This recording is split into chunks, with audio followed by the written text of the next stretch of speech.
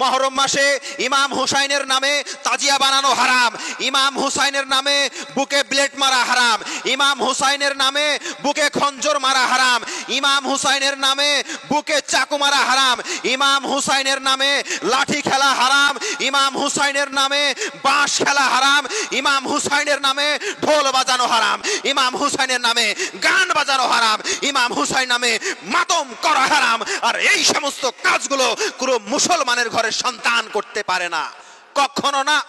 কোন মুমিন ঘরের সন্তান করতে পারে না, কোন ইমানদার ঘরের সন্তান করতে পারে না।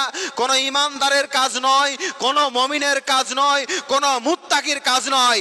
এই সমস্ত কাজগুলো হলো শয়তানি কাজ, এই সমস্ত কাজগুলো হলো বেঈমানের কাজ, এই সমস্ত কাজগুলো হলো বাটপারের কাজ। বাপের বিয়ে পেয়েছো যে ইমাম হুসাইনের নামে ঢোল বাজাচ্ছ, মস্তি করছো, উল্লাস করছো। আরে বেটা, তোমাকে জানা দরকার এই কাজগুলো কে করেছিল। তুমি কি জানো? কোনোদিন জানার চেষ্টা করেছো? কোনোদিন গবেষণা করেছো?